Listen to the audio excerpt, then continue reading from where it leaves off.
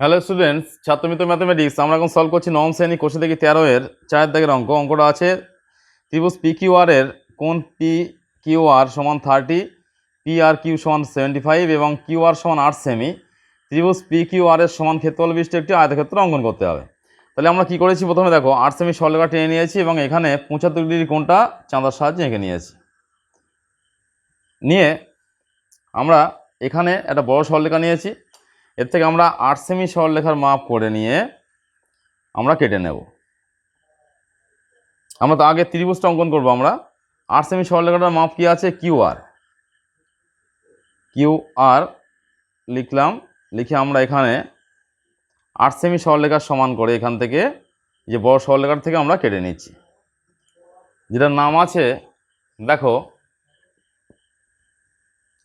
Q R. এটা হচ্ছে 8 semi সরলরেখা। এবারে আমরা কি করব, যেহেতু আমাদের কোণ অঙ্কন করতে হবে, এখানে একটা 30 ডিগ্রি কোণ আঁকবো পি কিউ আর। তাহলে এখানে পি হবে পি কিউ আর, এখানে 30 ডিগ্রি কোণটা আমরা অঙ্কন করে নিচ্ছি। কিভাবে, 60 এঁকে সেটাকে থেকে আমরা সমাধিখণ্ডক করে নেব। 60 আঁকার নিয়মটা হচ্ছে এই, একটা বৃত্তচাপ আঁকলাম, সেই একই বৃত্তচাপ দিয়ে এখানে একটা বৃত্তচাপ, তাহলে একে সমাধিখণ্ডক করলে আমরা 30 ডিগ্রি পেয়ে যাব।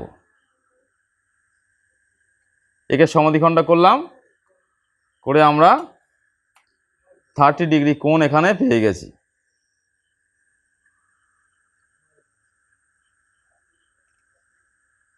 এটা 30 ডিগ্রি কোণ আঁকলাম।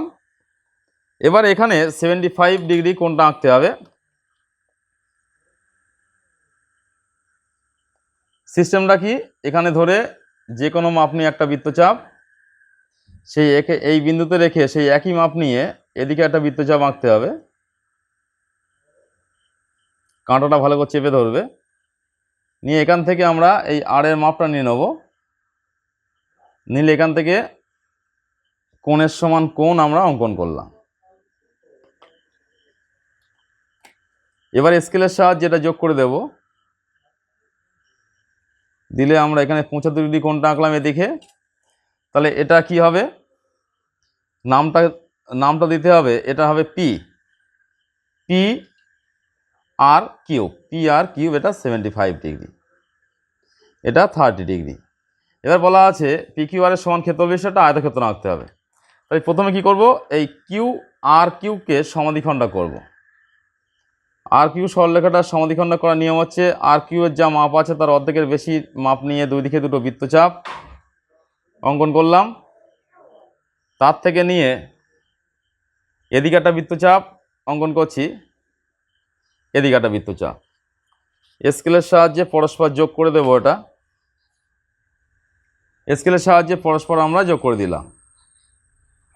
স্কেলের সাহায্যে পরস্পর যোগ করে দিলাম।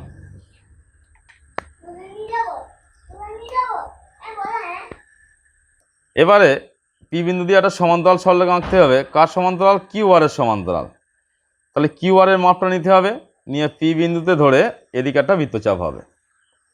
এবার যেহেতু ডান দিকে আঁকতে হবে সমান্তরালটা, তাহলে বাম দিকের এই ত্রিভুজের সরলরেখাটার মাপ নিতে হবে। নিয়ে এখানে ধরে সেই বৃত্তচাপের উপরে আর একটা বৃত্তচাপ অঙ্কন করলাম, করে স্কেলের সাহায্যে এটাকে আমরা যোগ করে দেব। দিলে কি হলো, আমরা এখানে আর কিউ এর সমান্তরাল সরলরেখা অঙ্কন করলাম। এবার যেহেতু আয়তক্ষেত্র আঁকতে বলা হয়েছে, তাহলে এটাই কিন্তু আয়তক্ষেত্রের একটা বাহু, এটা একটা আয়তক্ষেত্রের বাহু। তাহলে এখানে ধরে আমরা আয়তক্ষেত্রের যে মাপটা নিলাম, বাহুটার মাপ নিয়ে এখান থেকে যোগ করে দিলাম। এবার স্কেলের সাহায্যে আর বিন্দুর সঙ্গে এই যেটা ছেদ করেছে, যেটা কাটলাম, সেটা যোগ করে দিলে আমরা আয়তক্ষেত্র পেয়ে গেছি।